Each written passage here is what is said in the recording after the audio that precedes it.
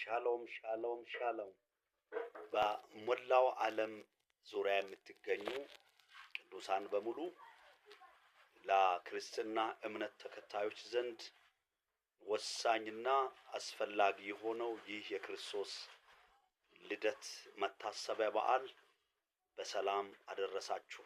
ይህ በተለይም ለኛ ጌታችንና መድኃኒታችን ኢየሱስ ክርስቶስን የግል አዳኝ አድርገን የሱን ሞትና ትንሣኤውን ተቀብለን ኢየሱስ ክርስቶስ ዳግም እንደሚመጣ በተስፋ እየተጠባበቅን ለምንገኝ ይህ የክርስቶስ ልደት በዓል ለኛ ትልቅ ዋጋ ያለውና ትርጉም ያለው በዓል ነው።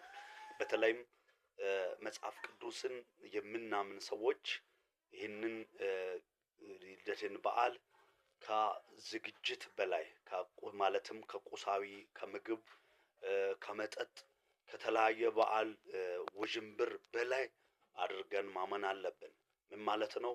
መጽሐፍ ቅዱስ ላይ ወንጌላት ያስቀምጡልን አራቱም ወንጌላት ያስቀምጡልን የኢየሱስ ክርስቶስ ወደዚህ ምድር መምጣት ወይም አምላክ ሥጋ ለብሶ በእመቤታችን ድንግል ማርያም ሆድ ውስጥ አልፎ መወለድ የጌታን ጥልቅ ፍቅር የአምላካችንን ጥልቅ ፍቅር ምሕረት ወደ ምድር የተገለጠበት ጸጋ ወደ ምድር የተገለጠበት አምላክ ሰው ሆኖ ሰውን መስሎ በምድር ላይ የተገለጠበትን ልክ እያሰብን ነው ማክበር ያለብን እንጂ ማንኛውም ሰው በየዓመቱ ሜሪ ክሪስማስ እያለ ወይም ደግሞ በኢትዮጵያውያን በተለመደው ገና በተለያዩ ስርዓቶች ጠብቆ ገና መጣልን ከሚለው በላይ የገና በዓል መጣልን ከሚለው በላይ ማወቅ አለብን መረዳት አለብን። መታሰቢያውን በዓል በመናከብርበት ጊዜ ልክ የይሁዳ ገዢ የነበረው ሄሮድስ በደነገጠው ልክ የእስራኤላውያን ገዢዎች በደነገጡት ልክ መላእክቶች በሜዳ ላደሩት እረኞች ያበሰሩትን ልክ ማወቅ አለብን። በዛው ልክ ነው መረዳት ያለብን። አምላክ በምድር ላይ ተገልጦ የተመላለሰው ሰው መስሎ በፍጡር ውስጥ ተወለደበት ልክ ትልቅ ለኛ ትልቅ ትርጉም ያለው መሆኑን እንድታውቁ ፈልጋለሁ። ያ ባይወለድ አይሞትም። በሥጋ አምላክ ባይወለድ አይሞትም። ሞትን ድል አድርጎ አይነሳም።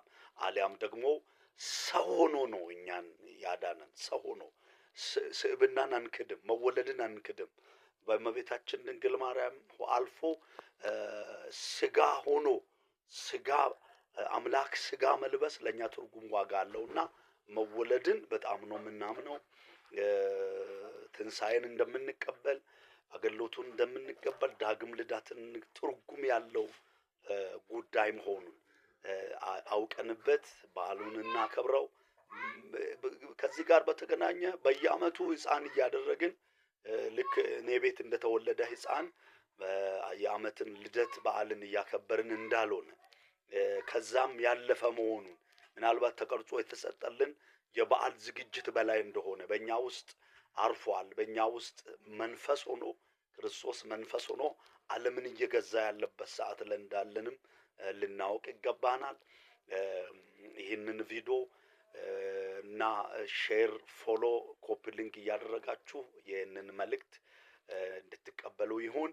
እግዚአብሔር አምላክ ለሀገራችን አዲስ መወለድ የክርስቶስ መወለድ በእናንተ ቤት አዲስን በረከት አዲስን ደስታ አዲስን ጉብኝት የወለደበት እንዲሆን ለወንጌል አገልግሎት ራሳችንን የምናነሳሳበት እንዲሆን ትንሣኤውን በክብር የምንጠባበቅበት እንዲሆን እላለሁ። መልካም የልደት በዓል ይሁንላችሁ። ሻሎም